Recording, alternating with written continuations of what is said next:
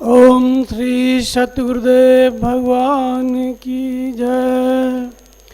गुरुर्ब्रह्मा गुरुर्विष्णु गुरुर्देवो महेश्वर गुरुर्साक्षात् परम ब्रह्म तस्मै श्री गुरुवे नमः। ओम श्री सतगुरुदेव भगवान की जय।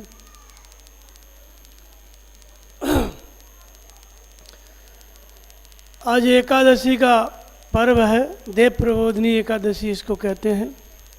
एकादशी पर आप लोगों ने सुना, 1, 2, 3 महात्माओं ने लगातार बोला। तो हम देव प्रबोधिनी, देवता का प्रबोध क्या है, एकादशी पे चर्चा हुई है। अब देव प्रबोध क्या होता है, इसी पर थोड़ा चर्चा करेंगे। ये देवता क्या है, कैसे इस देवता का हमारे अंदर प्रबोध हो, कैसे इसकी जानकारी हो, कैसे ये बढ़े, इसके लिए भगवान कृष्ण ने गीता में कहा है कि अर्जुन, मनुष्य 2 तरह का होता है, देवताओं जैसा, असुरों जैसा। जिसके अंदर दैवी संपद कार्य करती है वो मनुष्य देवताओं जैसा है, देवता है। आसुरी संपद कार्य करती है वो असुरों जैसा है।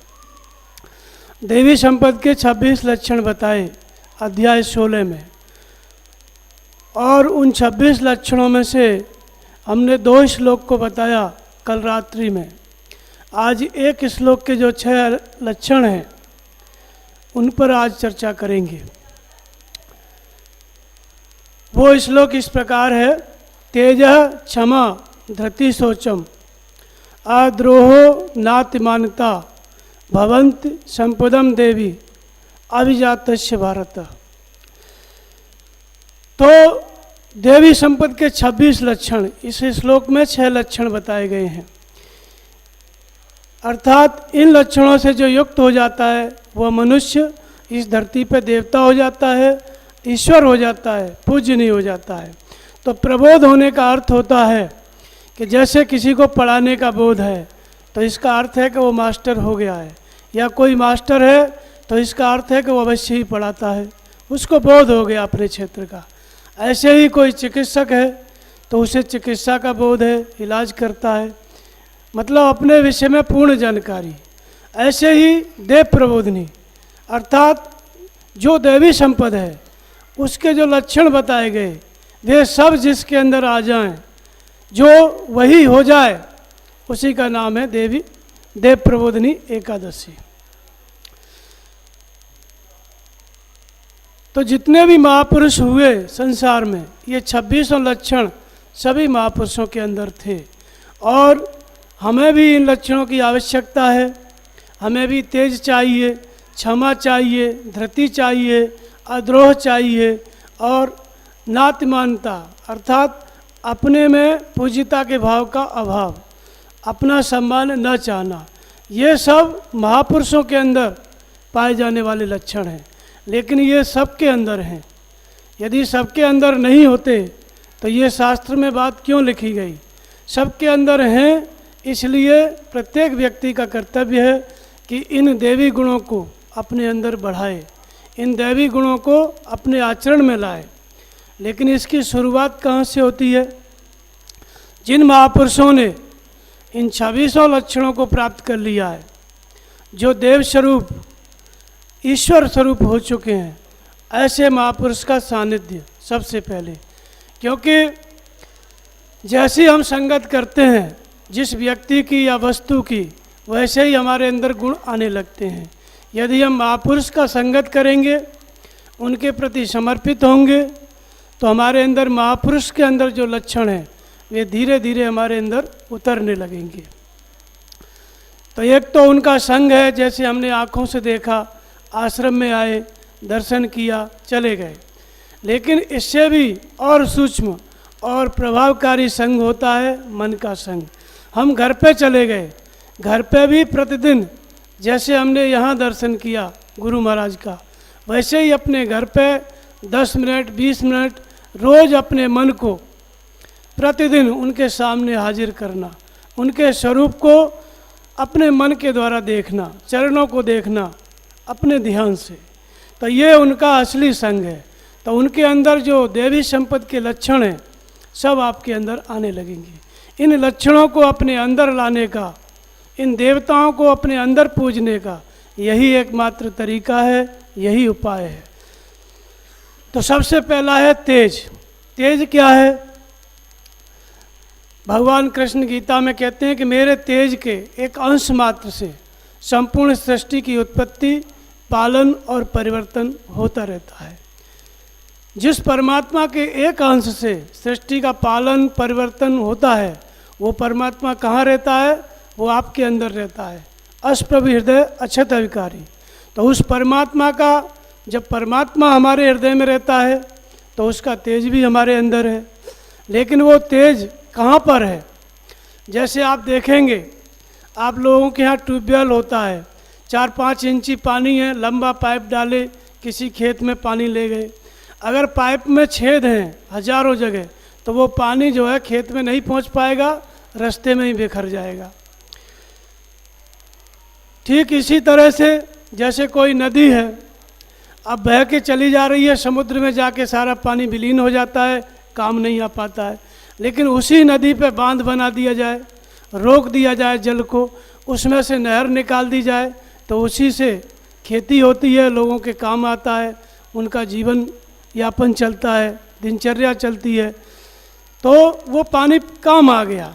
ठीक इसी तरह से हमारे अंदर जो ईश्वरीय तेज है, हमारी आत्मा का जो तेज है, जो आत्मा की शक्ति है, वो इस संसार में बिखर चुकी है, लीकेज हो गई है, छेद हो गए हैं। किस तरह से? कामनाओं के कारण। एक कामना करते हैं, एक तरफ हमारी शक्ति विलीन हो गई, फिर दूसरी कामना किए, दूसरी तरफ विलीन हो गई। हजारों हजारों कामनाओं में, हजारों हजारों करोड़ों संस्कारों में ये आत्मा का तेज विलीन हो चुका है संसार के भोगों में। इसलिए कोई काम पूरा नहीं होता है। तो ये तेज कैसे बढ़े? वास्तव में ये जो तेज है, जितने महापुरुष हुए सबके अंदर सब तेजस्वी थे। जैसे बुद्ध थे, महात्मा बुद्ध, उनकी दृष्टि पड़ी, अंगुलीमाल जो कि हत्यारा था, उसके विचार बदल गए। देखा अंगुलीमाल को बहुत लोगों ने, बहुत लोग टकराए, बहुत लोगों की हत्या की, लेकिन किसी के देखने से उसके विचार नहीं बदले, बुद्ध के देखने से बदल गए। क्या था? महात्मा बुद्ध की जो आत्मशक्ति थी वो निरोध होकर के उनकी आत्मा में ही प्रतिष्ठित थी, उनका चित्त स्थिर था, समाधिस्थ था। इसलिए उन्होंने देखा तो अंगुलीमाल के अंदर परिवर्तन आ गया। तो ये तेज कैसे बनता है, कैसे हमारे अंदर ये बढ़ेगा? तो बिनु तप तेज की कर विस्तारा, जल बिनु रस की होय संसारा। बिना तपस्या के तेज का विस्तार नहीं होता है। हमें अपनी शक्ति को संयमित करना है, संसार में बिखरने से रोकना है, तो तपस्या करनी पड़ती है। तपस्या का अर्थ क्या होता है? जो अनेक अनेक जगह हमारा चित्त जाता है, उन सब जगहों से समेट करके एक निश्चित दिशा में लगाना। निश्चित दिशा क्या है? जैसे महापुरुष के प्रति समर्पित हुए तो हमारा लक्ष्य क्या है? महापुरुष के स्वरूप का ध्यान। जब उनके स्वरूप को हम देखेंगे तो हमारा चित्त दूसरे दूसरे रूपों में चला जाएगा। तो उनके स्वरूप का स्मरण न करके जहाँ जहाँ जा रहा है वो सब तेज का बिखराव है, संसार में जा रहा है। तो तपस्या क्या है? सब रूपों से मन को हटा के महापुरुष के रूप में चरणों में लगाना, इसका नाम तप है। जितनी बार जाए उतनी बार समेटो, फिर चरणों में लगाओ, इसको तपस्या कहते हैं। चाहे आप घर में हैं, चाहे आप वन में हैं, ये तपस्या वहीं पर शुरू हो जाती है। अनेक अनेक प्रकार के संकल्प विचार उठते हैं, तो दूसरे विचारों में न जाए, जिस विचार में जाए वहाँ से हटाओ और नाम जप में लगाओ। तो जो दूसरे विचारों में हमारा चित्त जाता था, हमारा जो तेज था, हमारी आत्मा की शक्ति थी, उसमें चली जाती थी, उस विचार से हटा के नाम में लगाया तो नाम जप में हमारा तेज इकट्ठा होने लगा। धीरे धीरे ऐसे ही सभी संस्कार कट गए। जब चित्त संस्कारों से मुक्त हो जाता है तो जो आत्मा की शक्ति संस्कारों में व्यय थी वो परमात्मा में स्थिर हो जाती है, अपनी आत्मा में इकट्ठी हो जाती है। तब वो महापुरुष तेजस्वी हो जाता है, तेज नामक सद्गुण उसके अंदर आ जाता है। जब रावण मरा तो उसका तेज राम के अंदर आ गया। तासु तेज प्रभु बदन समाना, शोरमुन सभय अचंभव माना। रावण के अंदर जो तेज काम कर रहा था, जो आत्मबल था, वो मरने के बाद राम के अंदर आ गया। अर्थात रावण के अंदर राम की आत्मा का तेज काम कर रहा था। राम ही काम कर रहे थे रावण के रूप में, उनके अंदर राम की शक्ति थी। रावण के अंदर रावण समाप्त हुआ, राम की शक्ति वापस राम में आ गई। तो वास्तव में रावण का अर्थ होता है मोह, मोह का अर्थ होता है मैं और मेरा। मेरा शरीर है, शरीर से जुड़ी हुई सभी चीज़ें हैं, इन्हीं में हमारा तेज बिखरा हुआ है। ध्यान करते करते, नाम जपते जपते जब मन हट गया, आसक्ति रहित हो गया, जहाँ भी दृष्टि पड़ती है परमात्मा ही दिखाई पड़ता है, ऐसी स्थिति आ गई। पदार्थ का अभाव हो गया, संसार है ही नहीं, परमात्मा देखने लगा, तब सब तेज सिमट करके ध्यानस्थ हो जाता है, समाधिस्थ हो जाता है और आत्मा की शक्ति आत्मा में स्थिर हो जाती है, अपने निज स्वरूप में स्थिर हो जाता है। तो ये तेज बहुत बड़ा देवी गुण है। इसका प्रबोध, इसका बोध कब होता है? जब तपस्या पूरी हो गई, हमारा तेज हमारे पास होता है, हमारी शक्ति हमारे पास होती है। तो देव प्रबोधनी एकादशी अर्थात इस तेज को समेटना, नाम जपो ध्यान के द्वारा, यहीं से देव प्रबोधनी एकादशी शुरू होती है। दूसरा कौन सा लक्षण है देवी संपद का, कैसे हमारे अंदर देवता बढ़ेगा, देवी गुण बढ़ेगा? तो दूसरा बताते हैं क्षमा। क्षमा का अर्थ होता है कि जैसे क्रोध आ गया तो लोग कहते हैं कि क्रोध किया है, चलो कोई बात नहीं है, कुछ बोल दिया, गाली दे दिया, क्षमा कर दो, सामान्य रूप में ऐसा कहा जाता है। लेकिन वास्तव में क्षमा की जो शुरुआत है वो यहाँ से होती है। जब आप साधना कर रहे हैं, भजन कर रहे हैं, तो कोई भी व्यक्ति, कोई भी वस्तु जिसके कारण आपको क्रोध उत्पन्न हुआ, तो उसका त्याग करो। क्रोध अपने मन में आए तो उसको शरीर से कार्य रूप नहीं लेने देना। यहाँ से क्षमा का गुण हमारे अंदर बढ़ता है। लेकिन धीरे धीरे जब पूरी तरह से ये गुण आ जाता है तो महापुरुषों के अंदर ये गुण पाया जाता है। क्षमाशील जे परोपकारी, ते दुज मोह प्रिय जथा खरारी।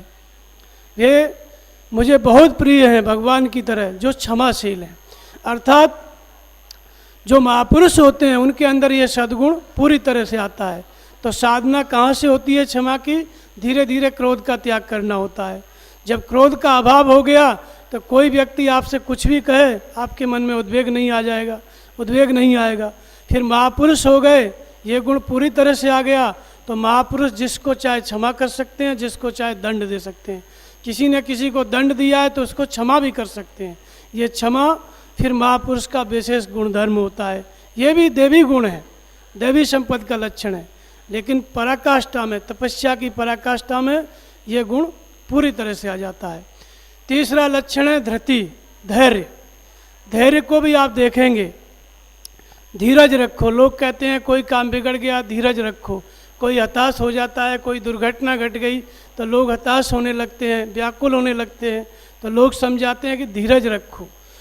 तो वास्तव में संसार में हम कितना भी असफल हो जाएं, कोई भी दुर्घटना घट जाए, लोग मरते रहते हैं, फिर भी व्यक्ति महीने 2 महीने बाद अपने उसी काम में लग जाता है। थोड़ा व्याकुल होता है लेकिन फिर उसी में लगता है। कितना धैर्य संसार में हम दिखाते हैं, जीवन भर असफल होते हैं फिर भी उसी काम में लगे रहते हैं। तो यही धैर्य जब परमात्मा के चिंतन में साधक लगता है तो वहाँ पर ये देवी गुण हो जाता है। किस तरह से? जैसे मीराबाई थी, उनको जहर दिया गया, जहर का प्याला हाथ में था लेकिन मीराबाई पीछे नहीं हटी, उसको पी गई। भगवान की प्रेरणा थी, मीराबाई का कुछ नहीं बिगड़ा। तो ये विघ्न आया लेकिन धैर्य नामक सद्गुण था, इसलिए कुछ असर नहीं हुआ। ऐसे ही एक कहानी है कि 2 महात्मा भजन कर रहे थे, एक पीपल के नीचे, एक इमली के नीचे। दोनों भजन कर रहे थे तो दोनों को देख करके नारद जी आए और नारद जी जब उनके सामने खड़े हुए तो उनमें से एक ने पूछा कि भगवान कब मिलेंगे, पीपल के वृक्ष के नीचे जो था। तो नारद जी ने कहा कि भगवान ने मुझसे कहा है कि जो जिस पेड़ के नीचे बैठा है उस पेड़ में जितने पत्ते हैं उतनी वर्ष तक जब भजन करेगा तब भगवान मिलेंगे। तो पीपल के नीचे बैठने वाला जो साधु था वो घबरा गया, ऊपर देखा इतने पत्ते, छोड़ो चक्कर सब तपस्या का, चलो अपने घर, छोड़ के चल दिया। लेकिन इमली के नीचे जो बैठा, जबकि इमली में पीपल से अधिक पत्ते होते हैं, उसने सुना कि भगवान मिलेंगे तो वो केवल एक ही विश्वास पे रहा कि चाहे कितने भी साल में मिलेंगे लेकिन मिलेंगे तो सही, ये है धैर्य। तो उसको फिर अगले ही पल भगवान मिल गए। तो धैर्य का मतलब है, धैर्य बहुत बड़ी परीक्षा है भगवान की तरफ से ली जाने वाली। ये भगवान ही साधक को टटोल के देखते रहते हैं। तो धैर्य बहुत बड़ा देवी गुण है। इसका प्रबोध कब होता है? जब आपके अंदर इसी महात्मा की तरह धैर्य आ जाए, जब महान विघ्न आने पर भी आप पीछे न हटो, पराक्रम के साथ लगे रहो, तब ये धैर्य नामक सद्गुण, ये देवी गुण हमारे अंदर आ जाता है। और जिसके अंदर आता है वो देव हो जाता है, देवता हो जाता है, पूजनीय हो जाता है। तो तेजा क्षमा धृति शौचम, अद्रोह शौच। शौच का अर्थ होता है, जैसे इस शब्द का प्रयोग भी हुआ करता है समाज में, शौच होके आओ, नहा के आओ, ऐसे लोग प्रयोग करते हैं। तो एक तरह से शुद्ध होना, शारीरिक रूप से आप शुद्ध होते हैं, मैदान गए नहाए तो शरीर शुद्ध हो जाता है। लेकिन ये सब प्रारंभिक अवस्थाएं हैं, अवश्य ही नहाना है, सब कुछ करना है। लेकिन अंतःकरण की शुद्धता, अंतःकरण की शुद्धता ये बहुत बड़ा देवी गुण है। जब अंतःकरण शुद्ध हो जाता है तो मनुष्य के अंदर जब ये गुण आ जाता है तो दूसरे के शरीरों से जो संसर्ग करने की इच्छा है वो समाप्त हो जाती है।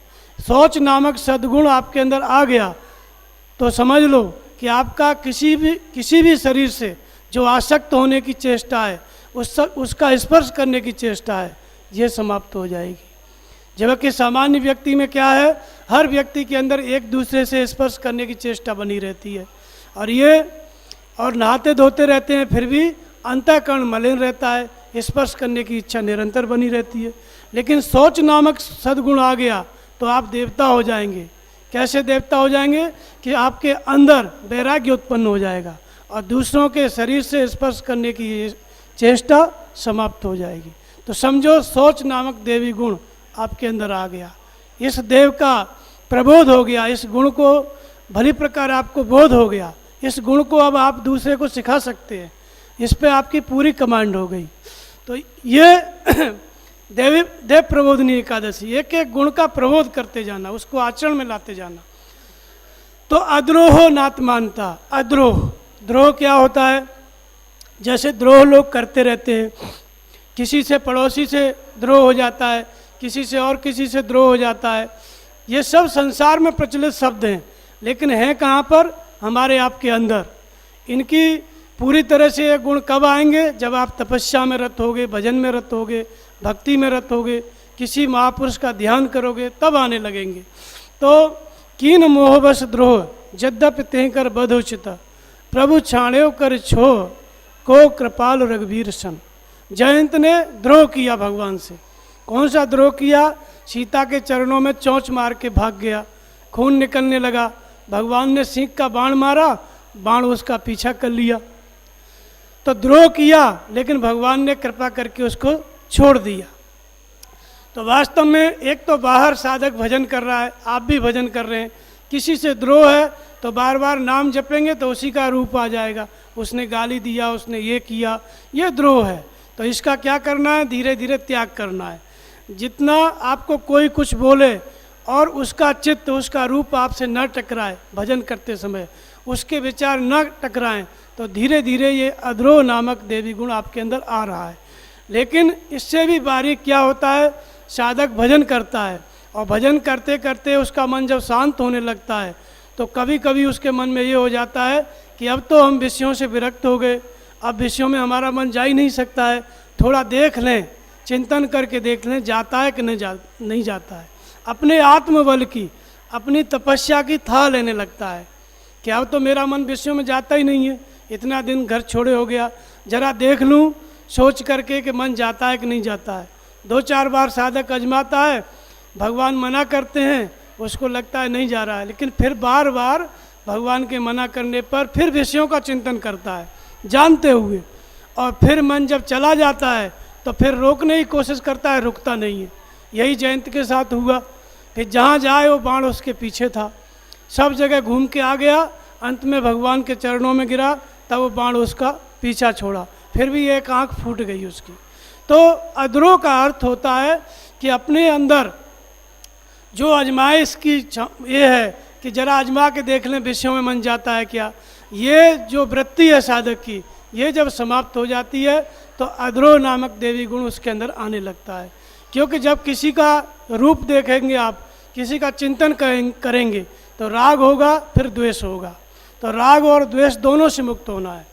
तो भगवान की प्रेरणा से जब ये सद्गुण साधक के अंदर आ जाता है, अपनी क्षमता की परीक्षा लेने की जो क्षमता है उसके अंदर वो दूर हो जाती है, तब ये गुण उसके अंदर आ जाता है। तो साधक के अंदर ये गुण भी आ जाता है। फिर उसके अंदर अंतिम गुण है अपने में पूज्यता के भाव का अभाव। जैसे रावण था तो अपनी पूजा करवाता था, हिरण्यकश्यप अपनी पूजा करवाता था, इन सब के मन में अपनी पूजा करवाने का भाव था। तो ये आसुरी गुण है, ये दुर्गुण है, अपने में पूजा करवाने का भाव। लेकिन सद्गुण क्या है? अपने में पूज्यता के गुण का, दुर्गुण का अभाव। जैसे दत्तात्रेय थे, जब उनके अंदर भगवान का स्वरूप आ गया तो भीड़ लगने लगी। तो उन्होंने कहा कि कैसे लोग हमारी पूजा करते हैं, हम भी देखेंगे। तो संकल्प करें पूरब जाना है, चले जाएं पश्चिम। कुछ दिन बाद वहाँ भी लोग इकट्ठे होने लगे, फिर पूजा होने लगे।